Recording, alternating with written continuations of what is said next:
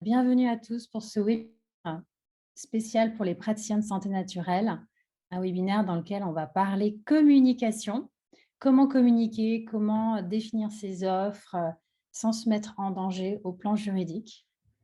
Donc, merci Léa de faire ce premier webinaire. On fait ce premier webinaire ensemble. C'est ça. Vraiment, je suis Ravie. ravie.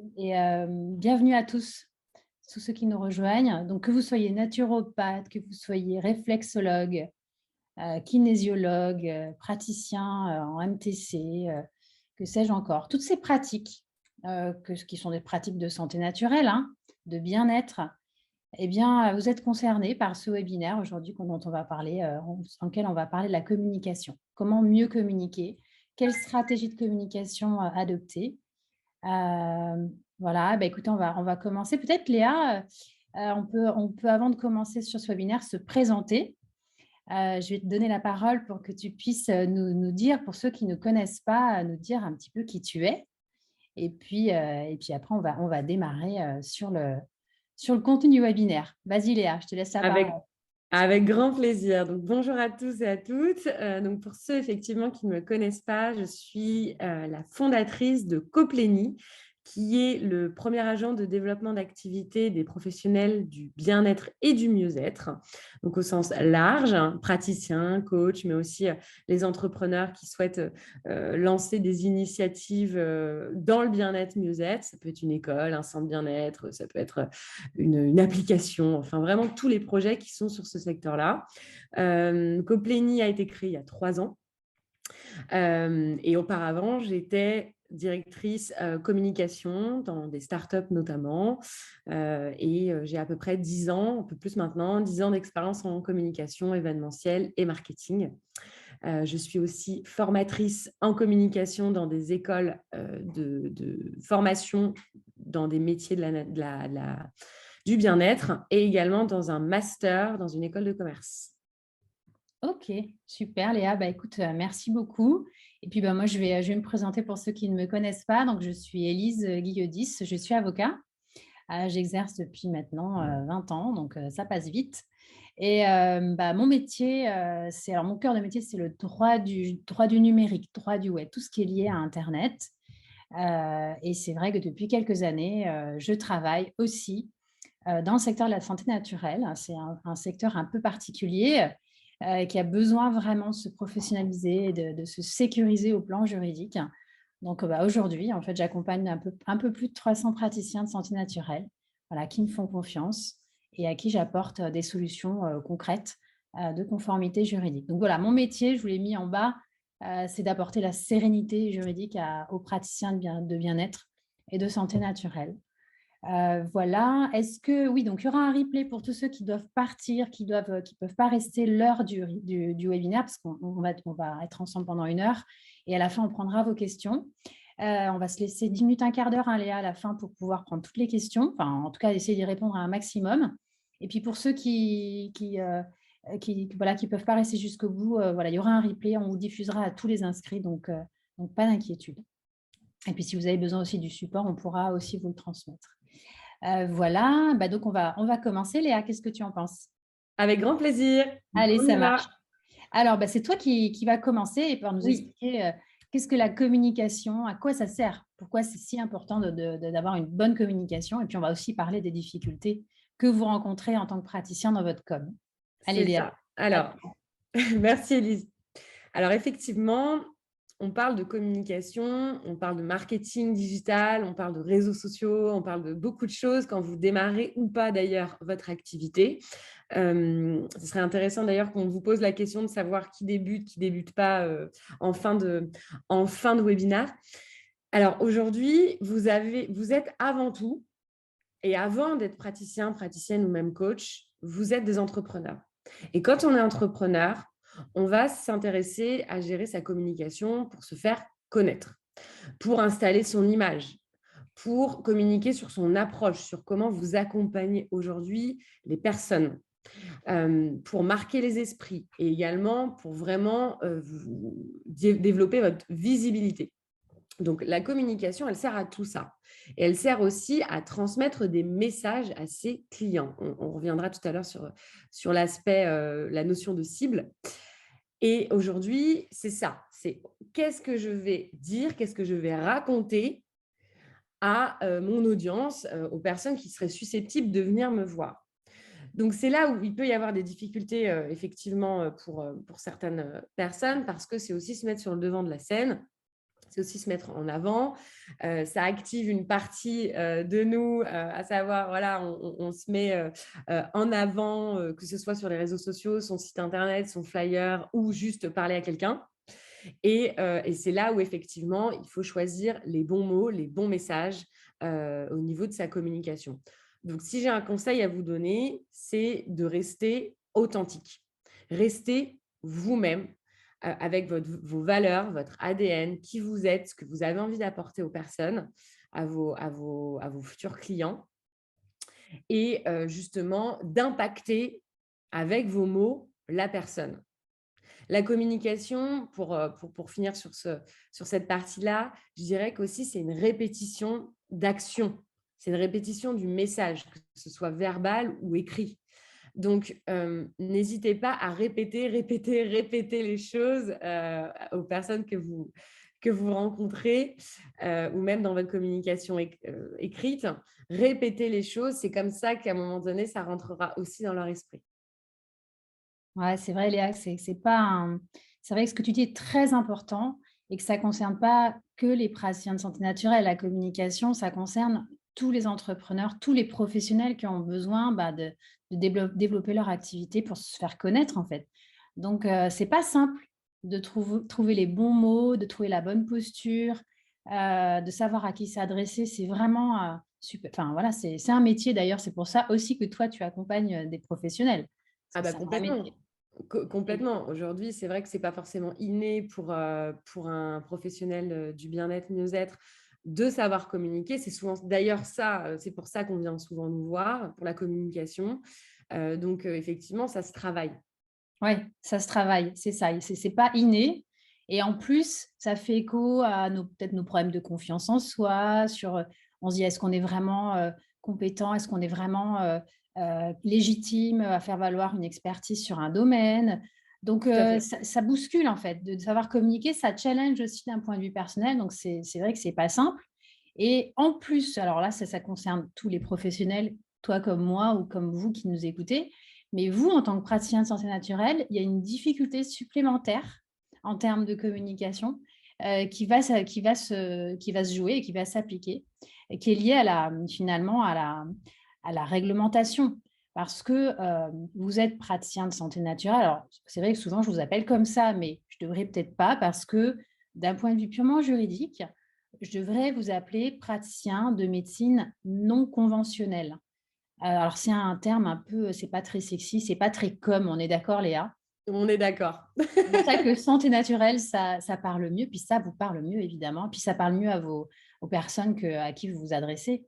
Mais pour autant, bah, vous n'êtes pas professionnel de santé, vous n'êtes pas médecin, vous travaillez autour de la santé, du mieux-être des personnes, mais vous n'êtes pas, un vrai professionnel reconnu. Et donc, ça pose une difficulté en France, c'est que c'est compliqué de communiquer sur vos activités alors que vous n'êtes pas professionnel de santé. D'autant qu'en plus, vos formations, par exemple, quand vous suivez une formation dans une école de naturopathie, alors il y en a des très, très bien, hein, avec lesquelles d'ailleurs on travaille, mais en partenariat. Mais voilà, il faut savoir que les formations que vous suivez dans ces écoles-là, sauf rares exceptions, ne vous permettent pas d'avoir un vrai diplôme d'État, d'avoir une certification professionnelle reconnue. Et donc voilà, vous n'êtes pas, certaines activités sont carrément interdites, mais la plupart du temps, vous êtes toléré, pas reconnu officiellement, pas interdit officiellement, c'est entre deux. Donc, il n'y a pas des règles qui viennent expliquer qu'est-ce qu'on peut faire en tant que naturopathe, qu'est-ce que c'est, etc. Donc, on est Mmh. entre les deux. Il y a une zone de flou et du coup, bah, les autorités de contrôle bah, essayent quand même parce que comme vous travaillez autour de la santé, vous êtes quand même sur des sujets potentiellement à risque pour des personnes, des particuliers. Donc, voilà, on est vigilant sur la manière dont vous allez communiquer, que ce soit à l'oral, la manière dont vous présentez vos activités, ce que vous faites, etc. Donc, les autorités vont aller voir, vérifier par exemple sur votre site internet ce que vous racontez, etc. Et donc, voilà, c'est un secteur de la santé naturelle qui est en plein essor, en pleine expansion. Et je pense que voilà, c'est bien que ce soit un secteur en essor. Mais du coup, bah, la contrepartie, c'est que bah, il y a un espèce de durcissement, la vigilance des autorités. Et puis, bon, on l'a vu, hein, le dernier rapport de la DGCCRF qui a été rendu il n'y a pas très longtemps, hein, il y a quelques semaines à peine, montre en fait que les Je l'ai lu. contrôles, voilà, ils sont de plus en plus forts, se multiplient et il y a des sanctions parfois. Donc, il faut, voilà, la communication, c'est déjà compliqué et en plus, quand on est praticien de santé naturelle, bah, voilà, il y a un vrai challenge à ce niveau-là. Et je me suis dit, c'est peut-être pas mal de faire, et puis après, on va avancer, mais une petite synthèse des principaux, on va dire, chapitres réglementaires sur lesquels bah, il faut être vigilant quand on est praticien de santé naturelle. Donc, on a, je vous l'ai mis en haut à gauche, bah, les règles de la santé publique. Hein, il y a toute une liste de règles qui protègent la santé publique, d'ailleurs qu'on retrouve en grande partie dans le Code de la santé publique. Et donc, voilà, l'idée, c'est quand on est praticien de santé naturelle et qu'on communique, bah, il faut être en conformité avec ces règles de protection de la santé. Notamment, il y a une infraction, vous la connaissez certainement, l'exercice illégal de la médecine. Donc, on en reparlera peut-être un petit peu dans les termes, les mots-clés, les termes à éviter. Voilà, il va falloir faire attention dans votre com à cette partie-là. Et puis, on a aussi tout un pan qui est notamment dans le Code de la consommation, tout un pan de règles sur ce que vous pouvez dire, pas dire. Il faut le faire avec transparence, clarté pour ne pas induire en erreur le consommateur, etc. Donc, voilà, aussi, c'est pareil. C'est compliqué de dire ce qu'on fait. En même temps, il faut qu'on fasse gaffe aux règles de la santé et il faut qu'on respecte la transparence, la loyauté, la clarté qui est exigée par le Code de la consommation. Donc, voilà, c'est pas simple. Et puis, alors en bas à gauche, je vous ai mis aussi, il y a des règles qui sont spécifiques à la communication en ligne, sur Internet.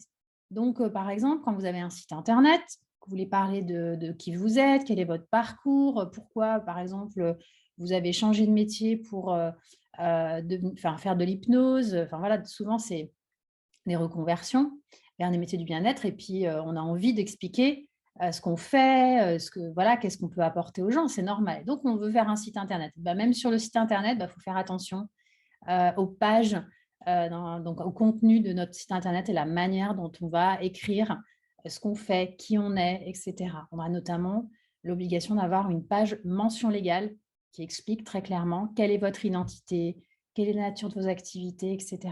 Donc voilà, on se rend compte qu'il y a un contexte réglementaire qui est quand même lourd et qui, bah, du coup, va complexifier quelque part cette communication dont vous avez besoin finalement pour réussir vos activités. Donc, c'est pas simple, mais c'est pas impossible. C'est pas Effectivement, impossible, moi, ce que je voulais rajouter, Elise, si tu me le permets, bien sûr. nous aussi, on a une difficulté puisqu'on accompagne des centaines de personnes depuis 3 ans. On demande aussi, quand on s'entretient avec chacun et chacune d'entre vous, on demandera toujours et systématiquement quel est votre bagage, où est-ce que vous vous êtes formé, combien de temps, auprès de qui, est-ce que vous en avez ressorti, quelle est aussi, on en parlera tout à l'heure avec Élise, de la posture de praticien qui aujourd'hui, et si vous voulez, nous on refuse, même si elles ne sont pas certifiées, vos formations. On refuse que quelqu'un nous dise, voilà, c'est l'école de la vie qui m'a formée voilà, je n'ai pas été encadrée. On ne prend pas les personnes comme ça, parce qu'à un moment donné, même pour nous, c'est très compliqué déjà de savoir quelles sont les bonnes écoles, les mauvaises écoles, etc. Même si on commence maintenant depuis 3 ans à savoir et avoir des partenaires de qualité.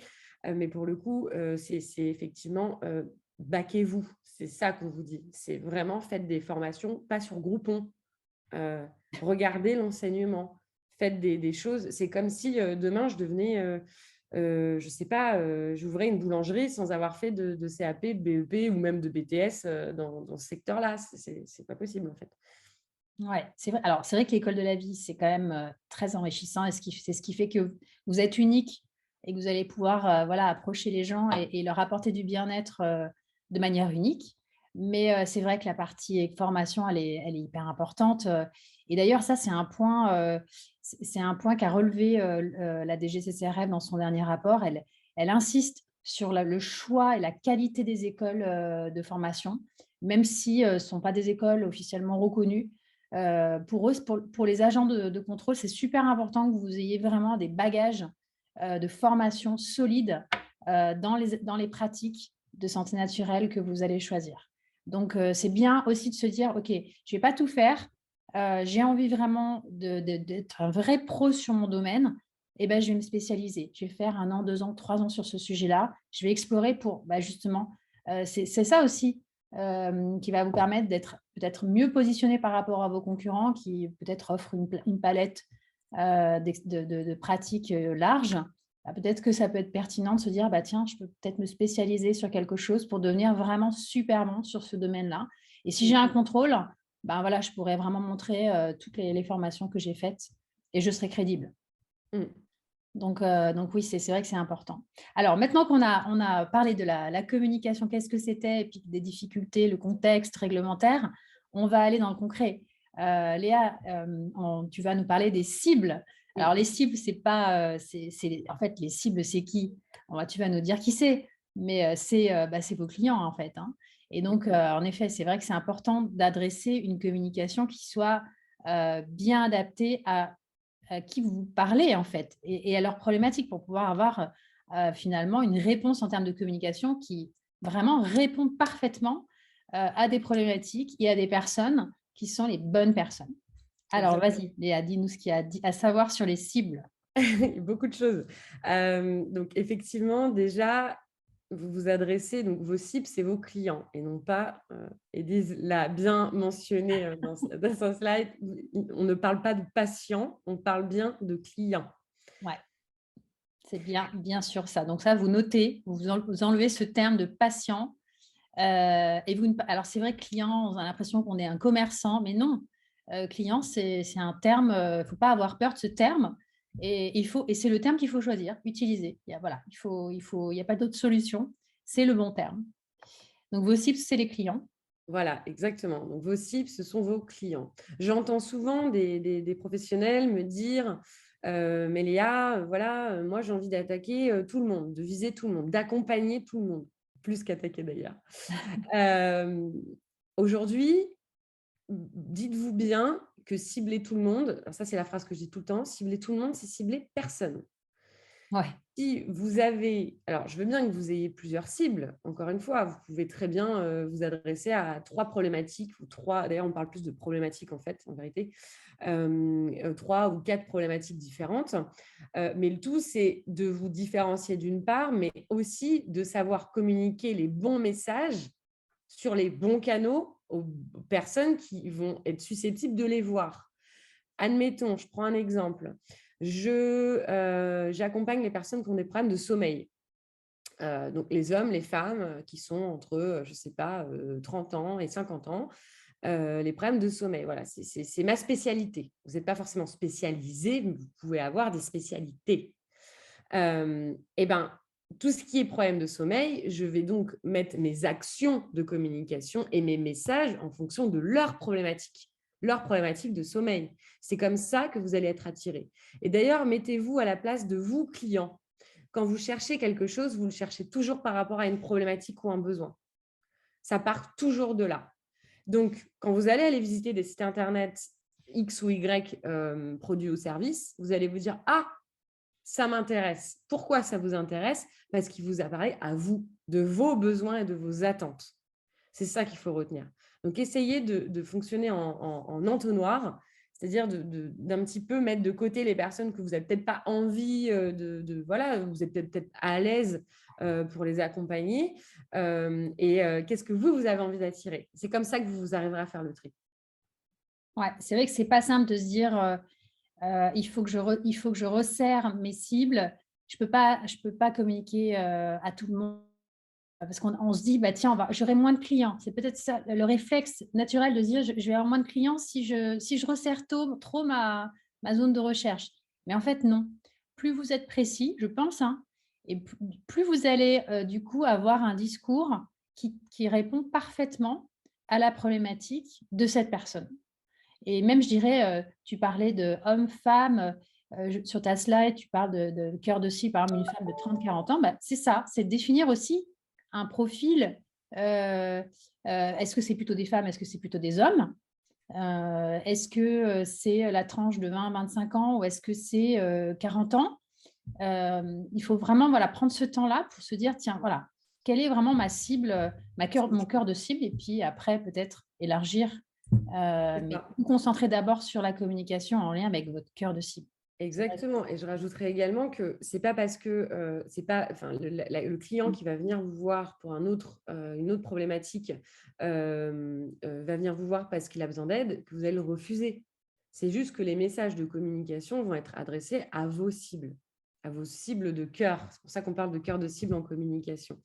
Donc Ouais. vos cibles, plus vous les connaîtrez, plus vous aurez défini leurs besoins et leurs problématiques, plus vous serez capable d'aller vendre, parce qu'on parle de vente, de prestations, aux personnes qui sont susceptibles d'être intéressées. Ouais, là, c'est Et vrai que c'est important. Dis-moi, qu'est-ce que tu voulais rajouter quelque chose? non, non, c'est bon, c'est OK. Ouais.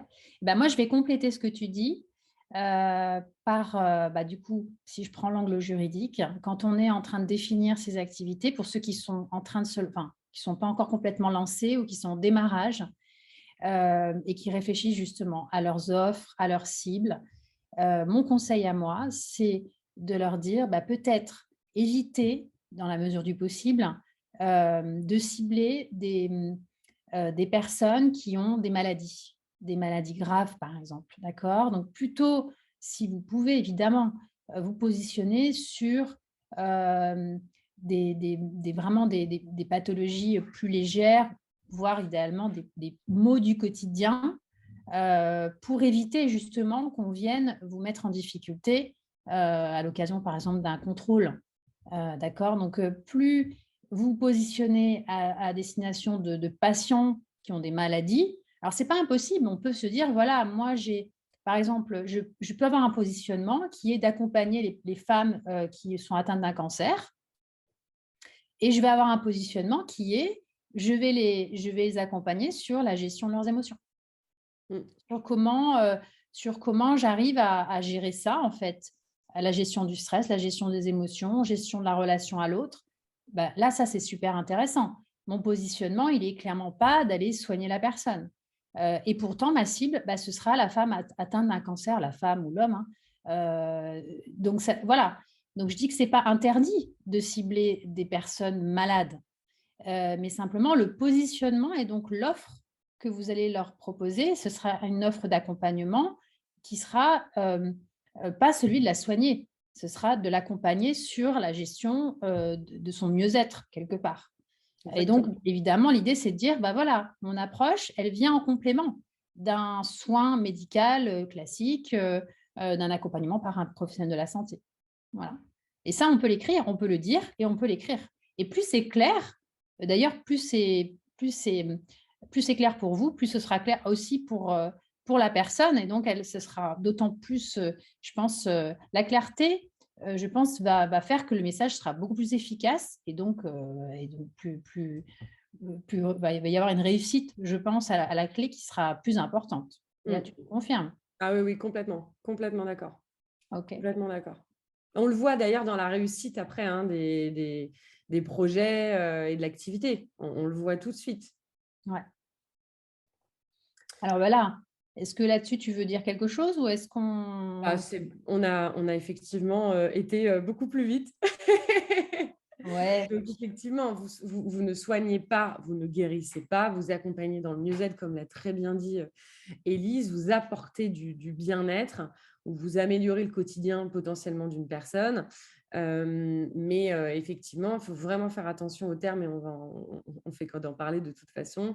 Vous ne soignez pas, vous ne guérissez pas, vous ne posez pas de diagnostic. D'ailleurs, n'hésitez pas à mettre vos mentions, enfin celle-là sur le site, je pense qu'Élise, tu en parleras. Donc voilà, ça c'est primordial. Et même si je sais que j'en ai beaucoup d'entre vous qui me diront: «Oui, mais on les aide quand même». Oui, vous les aidez. Voilà, c'est tout. oui, mais c'est vrai que là, on parle de com. On parle de Voilà, communication officielle, orale, écrite. Donc dans votre communication officielle orale, écrite, en France, on ne peut pas, communiquer autrement que sur ce positionnement-là. En tout c'est cas, ça. nous, Léa et moi, notre conseil, c'est ça, c'est de dire alors après évidemment, en fonction de votre spécialité, de vos formations, de ce que vous voulez développer comme activité. Là, on vous a mis des exemples. Mais l'idée, c'est vraiment d'aller réfléchir. C'est des pistes de réflexion qu'on vous donne pour ensuite vous mettre votre patte de communication. D'accord?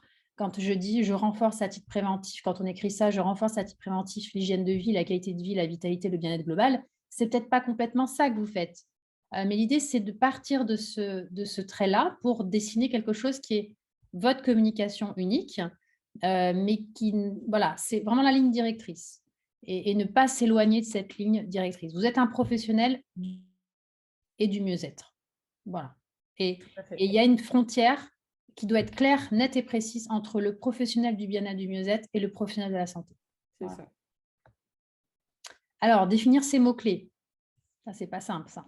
Bah, effectivement, définir ces mots-clés, c'est trouver les bons messages de communication une fois, et je dis bien une fois, que vous aurez déterminé vos cibles et donc les problématiques et besoins associés à vos cibles. Donc, effectivement, essayez de faire même des interviews, hein, des questionnaires pour justement bien définir votre cible et l'administrer pour justement avoir plein de mots-clés. Quels sont, et on appelle ça dans le jargon de communication des verbatims, hein, des groupes de mots qu'utilisent régulièrement vos cibles, ce qui permettra ensuite de les réutiliser dans votre communication. Ouais. Et alors, donc, on garde d'un point de vue juridique cette positionnement bien-être, mieux-être. Et donc, ça veut dire que donc, il n'y a pas de terme interdit, d'accord, en lien avec la santé. Il n'y a pas une loi qui vient lister les termes bip, interdit, sinon c'est casse-prison, d'accord? C'est pas comme ça que ça se fait. Par contre, donc vous pouvez utiliser le terme de maladie, c'est pas interdit, mais ça va dépendre de comment vous l'utilisez. Je reprends mon exemple de tout à l'heure. Si votre positionnement, c'est de dire, bah, moi j'accompagne les femmes qui sont atteintes d'un cancer dans la gestion de leurs émotions. Bah, donc vous allez parler du cancer, vous allez parler d'une maladie. Mais pour autant, votre positionnement il est tellement clair, votre approche et votre offre, elle est tellement claire qu'il n'y a pas de problème. Il y a zéro problème en fait. Donc, c'est toute une question de contexte. Évidemment, ces termes-là, il faut les utiliser avec, on va dire, modération. Et puis, encore une fois, voir dans quel contexte, dans quelle phrase, par exemple, si vous faites une page de votre site internet pour dire, voilà, quels sont les problèmes d'émotion, de gestion des émotions en matière de maladies graves, bon, bah, il va falloir faire attention aux termes que vous utilisez. Mais moi, je n'y vois pas d'inconvénient d'un point de vue juridique. Après, ça va dépendre aussi de la manière dont, par exemple, il y a certains termes, pour moi, qui sont quand même à éviter. Thérapie. En tout cas, si vous dites je travaille sur de la thérapie ou de la guérison, si c'est ça en fait votre discours, votre communication, ça ne va pas. Je réalise des soins. Alors, j'entends parler souvent de soins énergétiques, par exemple. Eh ben, moi, je trouve que le terme de soins, ben, c'est quand même un terme associé au monde médical. Et donc, je préférais utiliser un autre terme, pratique, pratique énergétique. Plutôt que de parler de thérapeute, parler de praticien ou de professionnel.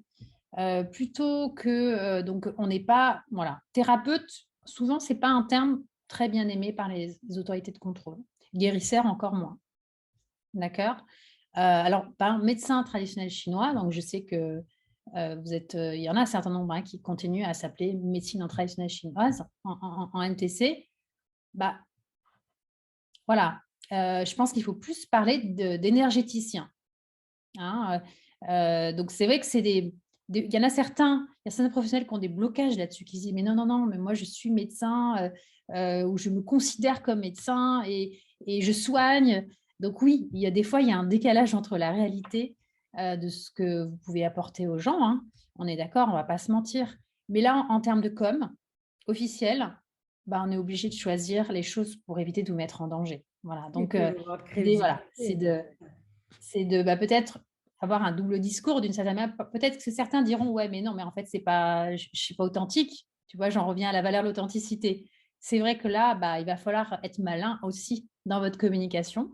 Et c'est ça, c'est tout l'enjeu, c'est toute la complexité quand vous êtes praticien de santé naturelle. C'est pas simple d'avoir un discours clair et qui soit raccord avec la réglementation. On est bien d'accord. Mais c'est pour ça qu'on Ouais, fait ce webinaire, hein. C'est pour essayer complètement, d'aider, des pistes. complètement. Alors maintenant qu'on a parlé des cibles, des problématiques, on va parler du positionnement. Parce que tu en as déjà un petit peu parlé, Ouais. Léa, du positionnement. Mais est-ce que tu peux nous en dire un petit peu plus? C'est quoi définir son positionnement? Alors, donc là, on est en train de faire une grande. En fait, c'est dans les grandes étapes d'une stratégie de communication, ce dont on est en train de parler, avec évidemment le volet juridique amené par Élise. Définir son positionnement, c'est définir son identité. C'est aujourd'hui, d'ailleurs, souvent dans les accompagnements, nous, on parle de pitch. C'est plus accessible et les gens comprennent davantage. C'est comment vous allez parler de votre activité, comment vous vous différenciez, comment vous allez dire aux gens ce que vous faites de manière claire et précise. Donc, c'est les messages que vous allez faire passer à vos clients idéaux. Ouais. D'accord? Donc, on reprend l'exemple d'Élise, notamment sur la partie, tu disais, gestion des émotions. Par exemple, je suis naturopathe, j'accompagne les personnes qui ont eu des traitements lourds, par exemple, quand ils ont subi des traitements lourds, voilà, à gérer leurs émotions ou leurs douleurs, ou voilà, ça peut être quelque chose comme ça. Bah, ça, si vous dites ça, vous dites à qui vous vous adressez, le besoin et ce que vous allez leur amener aussi. N'oubliez pas, on part toujours des besoins et des bénéfices. Toujours. C'est Ouais, ça le c'est ça. positionnement.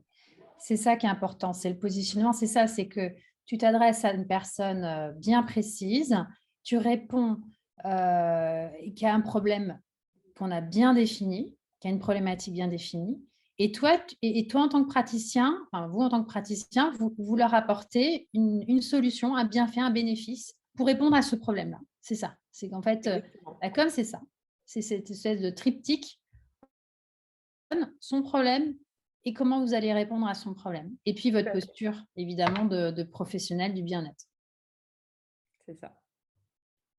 Bon, alors évidemment, on prendra vos questions parce que l'idée, c'est de pas faire un monologue pendant 1 heure, c'est de vous présenter ce qu'on avait à vous dire et puis après, évidemment, prendre des exemples peut-être à l'occasion du chat, en regardant dans le chat vos exemples si vous souhaitez en prendre et puis répondre à vos questions, évidemment. Donc, alors, c'est vrai que d'un point de vue juridique, définir son positionnement, c'est aussi, donc c'est dire clairement ce qu'on fait.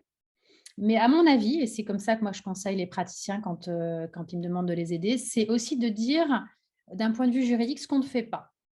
Pour que ce soit encore plus clair et qu'il n'y ait pas de confusion. Si demain on a par exemple un contrôle d'un agent, de la DGCCRF. Voilà. Donc c'est de dire voilà, qu'on a une posture qui est super claire, on a une offre qui est super claire, mais on ne sait jamais, parce qu'on est quand même sur une activité qui est un petit peu sensible. Et ben voilà, on va rajouter.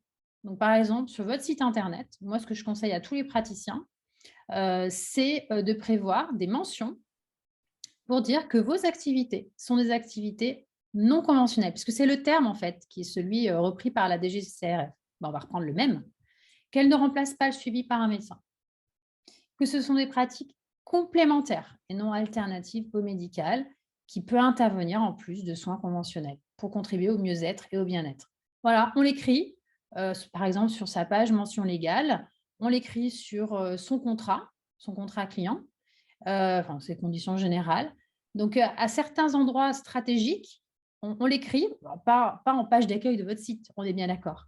Mais voilà, si jamais il y a un contrôle, on a dit les choses très clairement, comme ça, au moins, on a dit ce qu'on faisait et on a dit aussi ce qu'on ne faisait pas.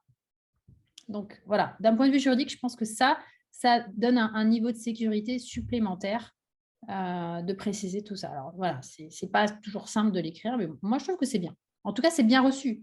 C'est bien reçu par moi, quand j'en parle aux praticiens que je suis, ils me disent qu'il n'y a pas de problème de mauvais accueil, de discours par leurs clients. Au contraire, ça la rassure. Ça les rassure parce que ça donne une vraie posture de professionnel, en fait. Donc, on vous a mis effectivement toujours sur cet aspect de positionnement un petit exercice qu'on aime bien donner à nos stagiaires, à nos praticiens et praticiennes. Donc, vous pouvez noter la phrase en verte. C'est donc je suis, je prends mon exemple, Léa, j'accompagne les femmes qui ont subi des traitements lourds liés à voilà, un cancer. Je les aide à gérer leurs émotions à travers la naturopathie. Voilà. Ah, Ou voilà. gérer leurs maux physiques, par exemple, ça peut être ça, à travers la naturopathie, la sophrologie, l'énergétique, hein, parce que votre activité, une fois que dans votre phrase, en fait, il y a qui vous êtes, ce que vous faites, à qui vous vous adressez et ce que vous apportez, et à travers quelle pratique, votre client ou votre, en tout cas, interlocuteur en face de vous, il retiendra ce que vous faites. Il retiendra ce que vous faites. Donc, notez bien cette phrase. Ça va vous aider fortement. Et encore une fois, comme disait Élise, on pourra prendre des exemples si vous voulez. N'hésitez pas à rester jusqu'au bout pour poser vos questions, ou vous pouvez les poser en direct et on reviendra dessus juste après. Mon petit conseil par rapport à cet exercice, parce que j'ai certains praticiens qui aiment bien parler de toutes les techniques, les outils, les techniques sur lesquels ils ont été formés, par exemple. Et puis quand je discute avec eux, je leur dis, mais en fait, ces techniques-là, on pourrait regrouper tout ça sous le terme naturopathie, par exemple. Elles me disent, ah oui, c'est vrai. Alors, je me dis que de parler de tous ces outils, toutes ces techniques, plus vous embarquez, quelque part, plus vous donnez de matière à une difficulté potentielle. Et ça, quelque part, c'est votre boîte à outils. Est-ce que c'est nécessaire d'en parler à votre client quand, par exemple, sur votre site internet ou je sais pas, dans votre contrat? Non, si on est clair sur ce qu'on apporte et qu'on met sous des termes un peu génériques le type de pratique, la nature de pratique, moi, je conseille voilà, de rester concis et de ne pas trop en raconter. Voilà. Rester simple. En une phrase, une ou deux phrases, en principe, on est censé comprendre de manière claire ce que vous apportez et à qui vous vous adressez. On va terminer par les canaux de communication. Léa, tu vas nous en parler, de bien choisir ces canaux de communication. Et puis après, on va passer aux questions. Donc, effectivement, une fois que vous avez vos cibles, vous les connaissez bien, que vous avez votre positionnement, on va choisir où est-ce qu'on va communiquer. Aujourd'hui, j'entends énormément de clients me dire « mais les réseaux sociaux, les réseaux sociaux ». Aujourd'hui, les réseaux sociaux, ce n'est pas un indispensable, en tout cas à mon sens, parce que je vous ai mis un tableau, il y a énormément de manières de communiquer aujourd'hui en 2022. Effectivement, le digital a un aspect d'ailleurs limite gratuit, en fait, ce qui n'était pas le cas il y a encore 30 ans. Donc, le digital est une opportunité pour vous de vous faire connaître. En revanche, elle doit s'inscrire dans une stratégie. Si demain vous vous adressez à des, je sais pas, des personnes âgées, par exemple, des personnes âgées pour soulager leurs maux de dos, par exemple, leur mal de dos, est-ce que vous allez communiquer sur Facebook ou sur Instagram? Peut-être, surtout peut-être pas. Voilà, il n'y a pas trop d'intérêt, vous allez peut-être vous épuiser. En plus, les réseaux sociaux, ça peut être chronophage. Donc, aujourd'hui, il y a une multitude de canaux, Internet, la presse, faire des parrainages, l'événementiel, etc. Le BAO, c'est le bouche à oreille, évidemment, étant on va dire le canal de communication le plus puissant, et la recommandation également, mais qui prend le plus de temps à la fois aussi. Donc, essayez d'activer, de planter, moi je dis toujours planter des graines, plusieurs graines à plusieurs endroits de manière différente pour qu'à un moment donné, ça pousse et à peut-être des moments ou des saisonnalités différentes. Mais en tout cas, ça marchera. Donc, choisissez bien vos canaux en fonction de vos cibles. C'est ça la conclusion que je veux vous dire. Parce que sinon, vous allez perdre du temps, de l'énergie, et il faut en garder quand on est entrepreneur dans le bien-être, et des sous parfois aussi. Ouais, tu as raison. C'est vrai que rien que de créer un site internet, alors moi je connais beaucoup de praticiens qui le créent eux-mêmes leur site internet, mais ça demande beaucoup d'énergie. Oui. Et puis une fois que le site il est créé, il faut qu'il soit bien référencé sur le moteur de recherche Google, par exemple, parce que ça sert à quoi d'avoir un super site si personne n'y accède? Donc, puis en C'est plus, ça. aujourd'hui, Internet, tout le monde est sur Internet ou presque. Donc, autant il y a 10 ans, il y avait des vraies opportunités, il y a 5 ans encore, mais là, aujourd'hui, pour pouvoir être vraiment visible sur Internet, il faut une vraie stratégie. Le simple petit site qu'on a fait avec ses petites mains, même s'il est super visuellement, hein, ça ne suffira pas. Ah, clairement. Et d'ailleurs, c'est vrai que moi, j'en entends beaucoup qui me disent maintenant, on revient un peu à la communication papier, de retrouver, de recevoir un flyer, une brochure qualitative, voilà, chez soi ou à son bureau. On prend le temps de regarder du coup, parce que sur Alors, Internet, on est abreuvé de plein plein de choses et du coup, il y a plein de choses qui passent à la trappe. Donc, si tu n'es pas bien je suis assez référencé. d'accord avec toi. Après, ça dépend aussi, et je complète du coup, où on se trouve et dans quelle région on se trouve. Ouais. Effectivement, en local, en ultra local, le papier peut servir. C'est clair. Ouais. En Île-de-France, on est quoi, 6 millions, 9, je ne sais plus, beaucoup. Euh, et pour le coup, le digital peut servir. Même si effectivement c'est la jungle et qu'il y a énormément d'offres, ça peut nous servir. Le local, ou en tout cas dans je sais pas, un arrondissement de Paris, aussi. Donc, ça Ouais. dépend aussi des coutumes, des usages aussi, de comment on est avec la population de sa ville ou de son village. Donc, pensez à ça aussi, le côté local, c'est primordial et ça booste les recommandations et le bouche à oreille. Ouais, mais d'où ton bon conseil de dire, en fait, je vais jouer sur plusieurs axes de communication, sur C'est plusieurs ça. canaux, pardon, de communication à la fois. Pas tout miser sur Internet, pas tout miser sur le bouche à oreille, voilà, mais de Tout faire, à fait. d'avoir une stratégie avec plusieurs canaux On en ne met fonction de pas sa tous cible. les œufs dans le même panier. Et parce qu'on est un entrepreneur, qu'on n'est pas qu'un praticien de santé naturelle, donc on doit être expert un peu en com, expert un peu en… Voilà, C'est ça. voilà, la journée passe vite, tellement qu'on a de choses à faire. Mais voilà, le conseil, c'est aussi de se faire accompagner parce qu'on n'est pas expert en com. Donc, quand on a atteint nos limites et qu'on a besoin de développer son activité, des fois, peut-être que c'est bien aussi de se faire accompagner. C'est ça aussi. Surtout. Mm. Alors, les actions indispensables, tu peux en Effectivement, donc parler. il y a vraiment des actions indispensables. Donc, on en a parlé juste avant. Le site internet, je vous conseille d'avoir, si vous en faites un, mais vraiment, chacun son métier, encore une fois, faites-le faire parce que je vois trop de sites faits par des praticiens où ils pensent avoir des super sites. Et comme le disait Élise, derrière, il n'y a pas de référencement. C'est une coquille vide, clairement. Ça veut dire qu'on ne vous trouvera pas si vous n'avez pas bossé votre référencement ou en tout cas votre stratégie digitale. Donc, ça, c'est vraiment important. Il y a bien un budget à dépenser quand on démarre, ou en tout cas dans les 2 premières années, c'est sur le site Internet. Vous avez plein d'offres aujourd'hui. Nous, on propose beaucoup de choses aussi. On fait des sites. On a des partenaires aussi comme Simple et Beau qui font des sites et qui sont super. Et d'ailleurs, j'en profite aussi pour vous dire, aujourd'hui, la prise de rendez-vous en ligne, elle est quasiment indispensable.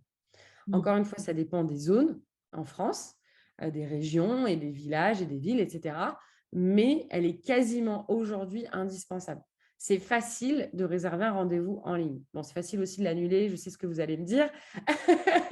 Je sais qu'il y en a beaucoup qui ont ce cas-là, mais en tout cas, vous multiplierez vos chances d'avoir des rendez-vous. Si on vous trouve sur Internet et si c'est facile de cliquer sur « Je prends rendez-vous mardi à 11 h », mettez-le. Ensuite, vous avez Google My Business. Google My Business, c'est, vous savez, quand vous tapez le nom d'une personne, sur la droite, vous avez les avis. Les avis avec l'adresse, numéro de téléphone, le site internet, etc. Ça, c'est hyper important parce que ça va booster votre visibilité. Donc, travaillez-le également. C'est gratuit, ça, en plus. Et c'est gratuit. Et c'est Ouais. gratuit. Et oui, oui. Euh, Mm. Vous avez également les supports de communication essentiels, carte de visite, brochure. Je ne parle plus de flyers, je parle plutôt de brochures 3 volets, hein, vous voyez, en petite quantité à distribuer à des personnes clés qui sont potentiellement intéressées ou même des prescripteurs ou des partenaires. Et les réseaux sociaux, même si vous ne les animez pas, ça me semble évident d'avoir au moins une page Facebook ou au moins un compte Instagram ou au moins un compte LinkedIn en fonction de votre cible, même si vous ne l'alimentez pas énormément, parce que qu'est-ce qu'on fait? Quand on cherche quelqu'un, on va sur Google, mais on cherche aussi sur les réseaux sociaux. Pourquoi? Parce que les réseaux sociaux aujourd'hui sont des moteurs de recherche, Mm. clairement. Donc, si on ne vous trouve pas, c'est plus compliqué. Ou si vous n'avez pas de site et que, enfin, encore une fois, moi, je vous conseille vraiment d'avoir ces 4-là. C'est un indispensable. OK. Et puis, bah, moi, je vais compléter sur les actions, les actions de communication indispensables. On parlait du site web. Je vous ai dit qu'il fallait prévoir une page mention légale. C'est une page, en fait, comme la carte d'identité de votre site internet.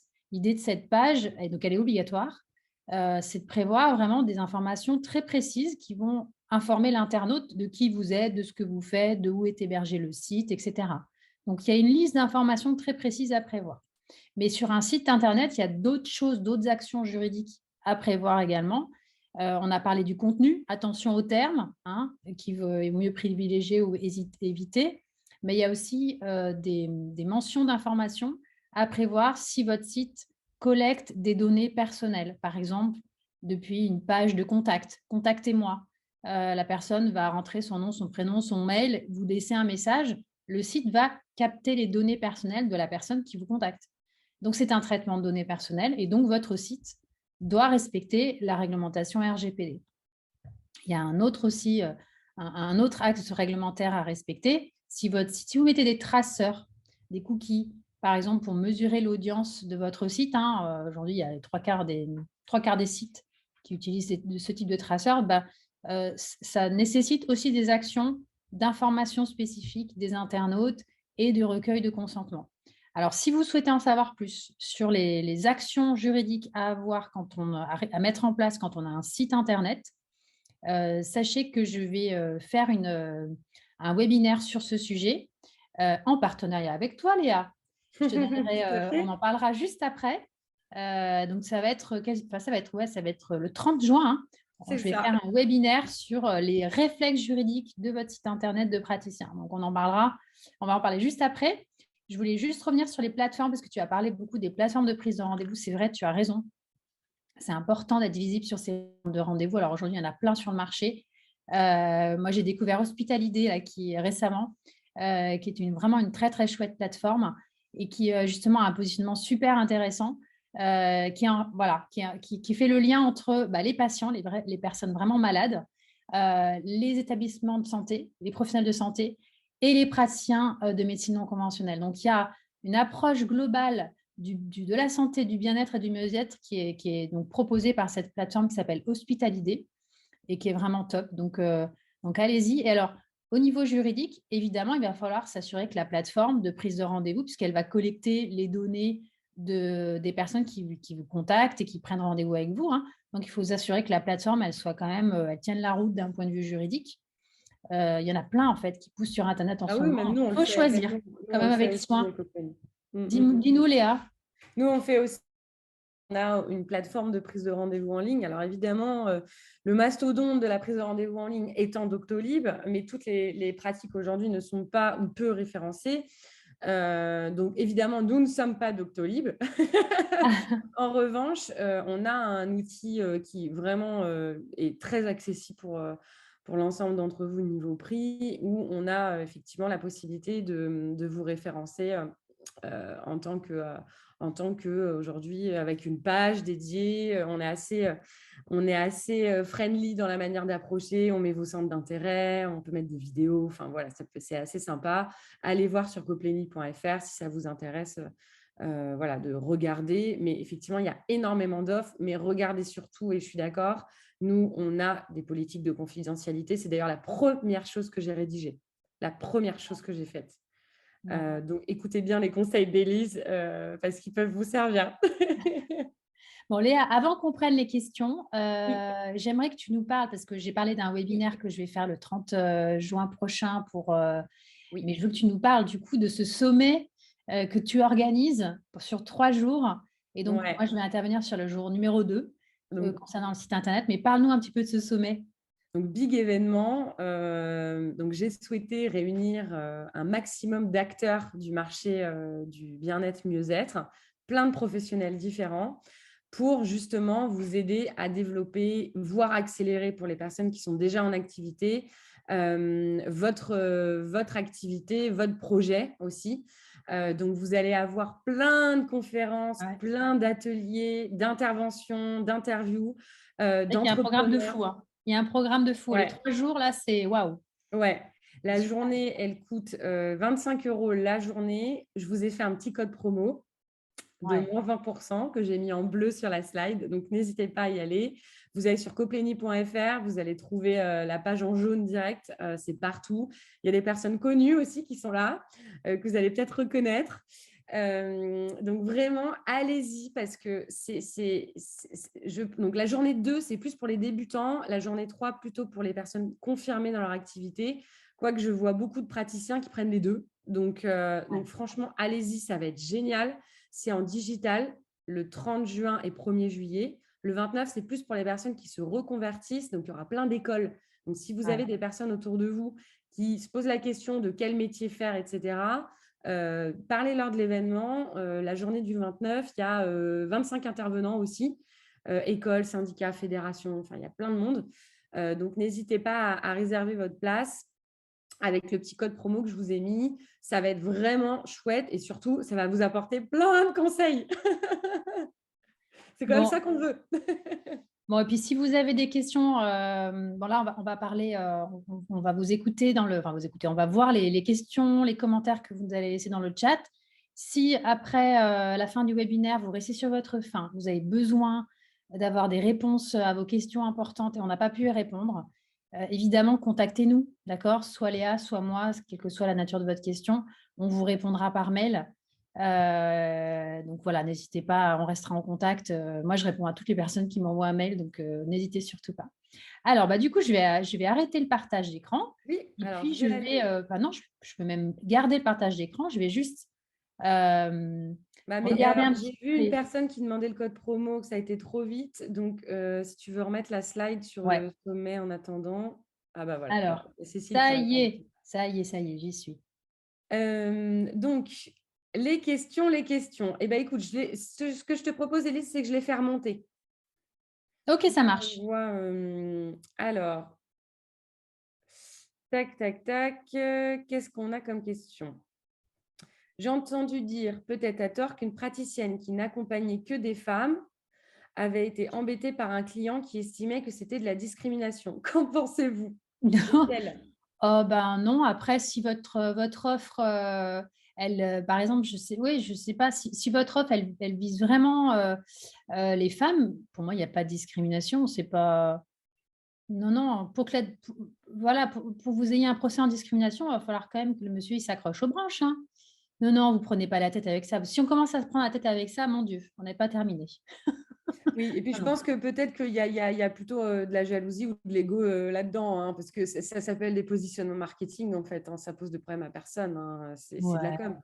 Donc aujourd'hui, vous pouvez recevoir des hommes. Et puis après, il faut voir sur quel métier. Si vous parlez du massage, il y a beaucoup de femmes aujourd'hui qui n'accueillent plus d'hommes pour plein de raisons.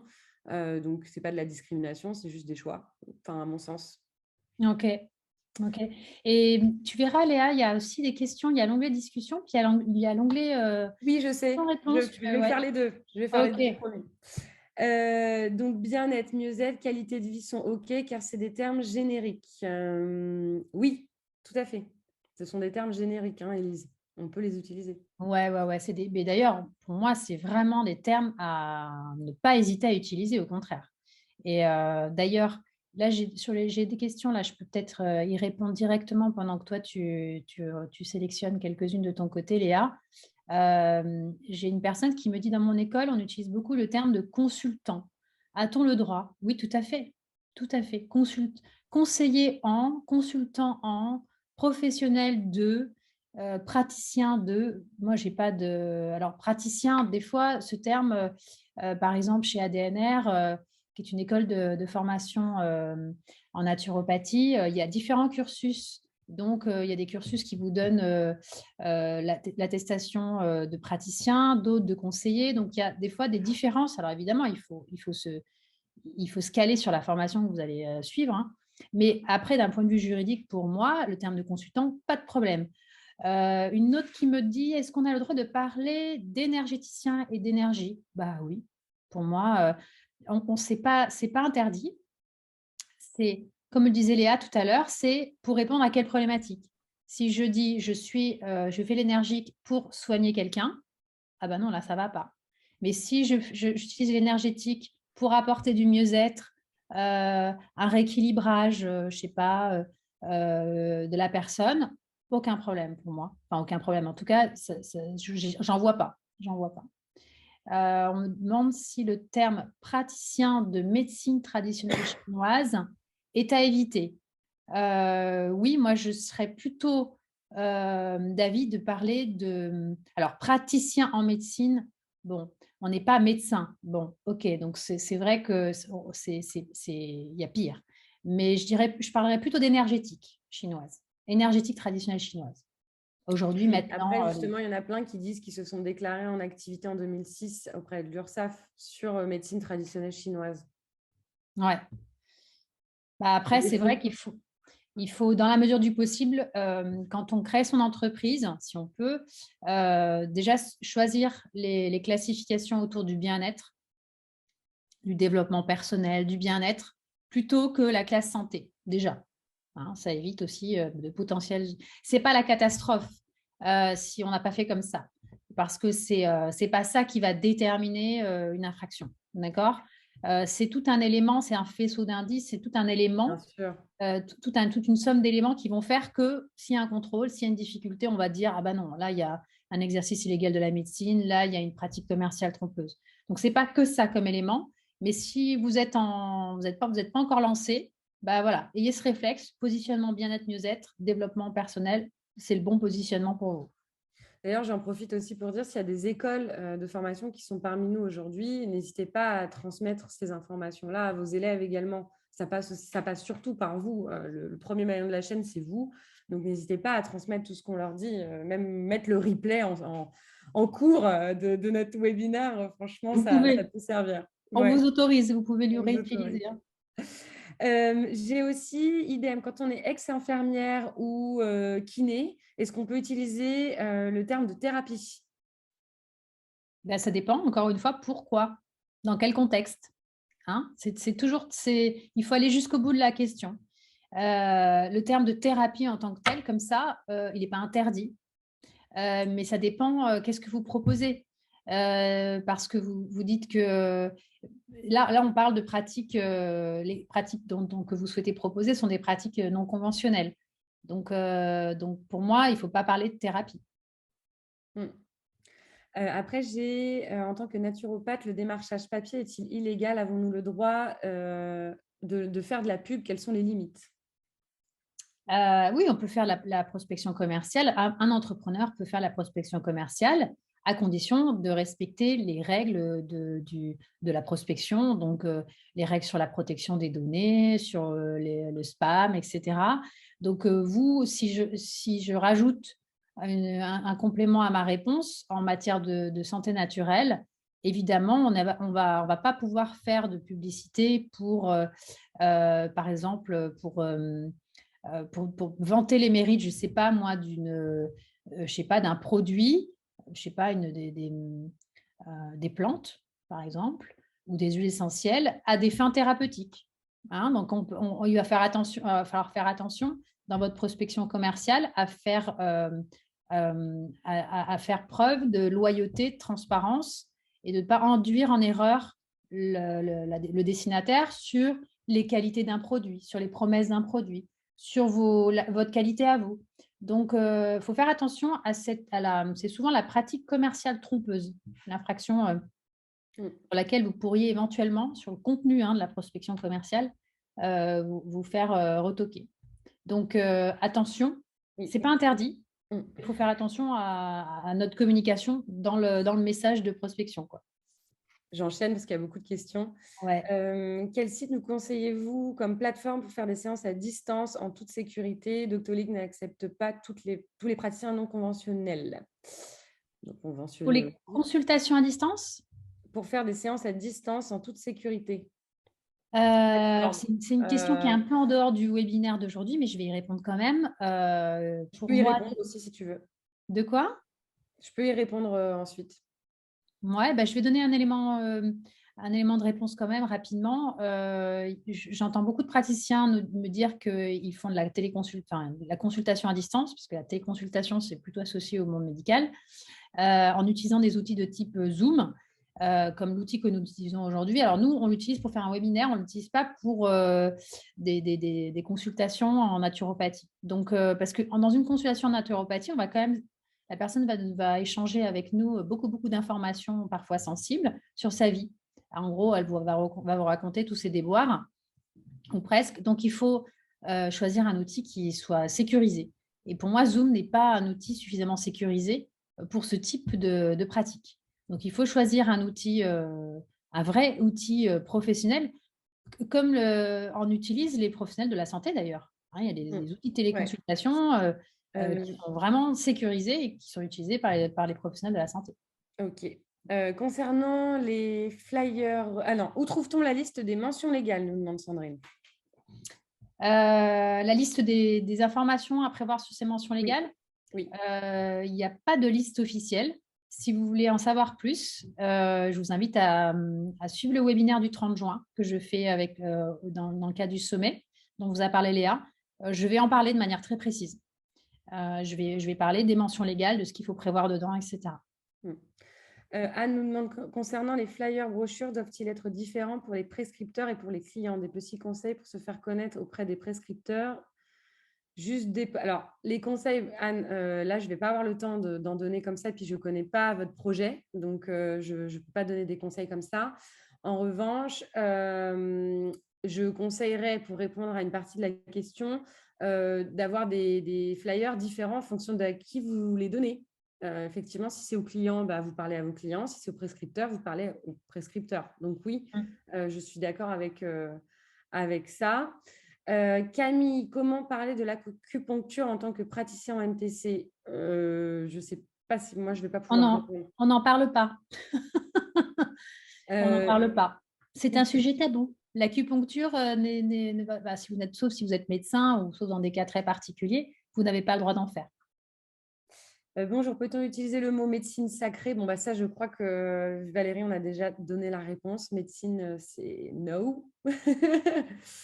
Certains praticiens utilisent le terme de thérapeute pour dire praticien. Vous me confirmez que les thérapeutes ont une formation bien spécifique et ce titre est usurpé si on ne l'est pas.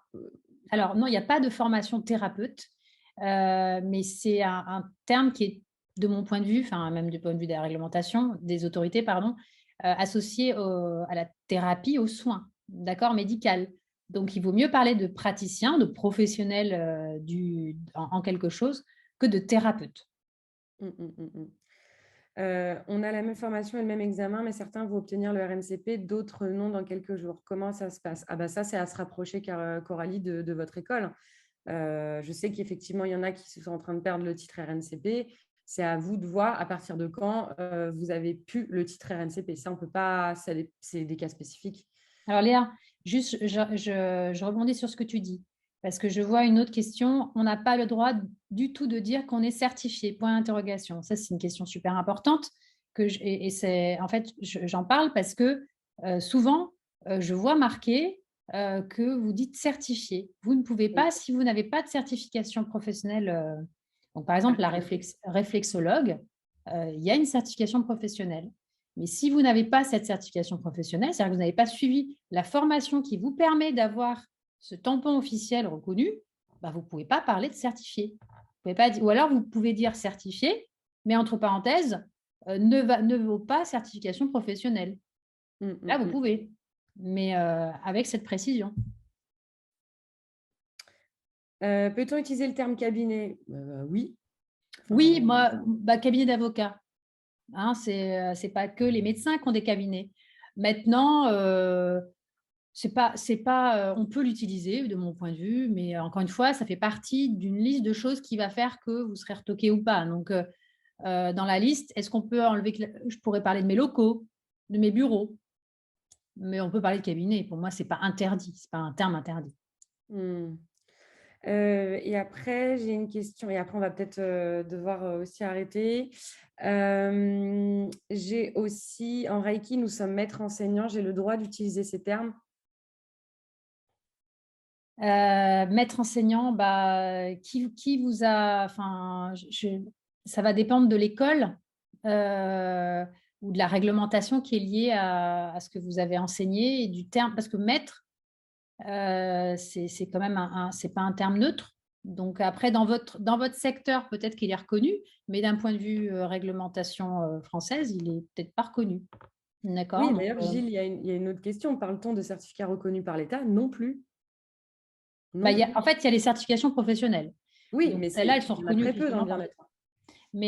Mais après, il ne faut pas parler de certification si ce n'est pas des vraies certifications au sens, vous allez sur France Compétences, le site France Compétences, vous avez, c'est référencé, toutes les certifications professionnelles reconnues officiellement.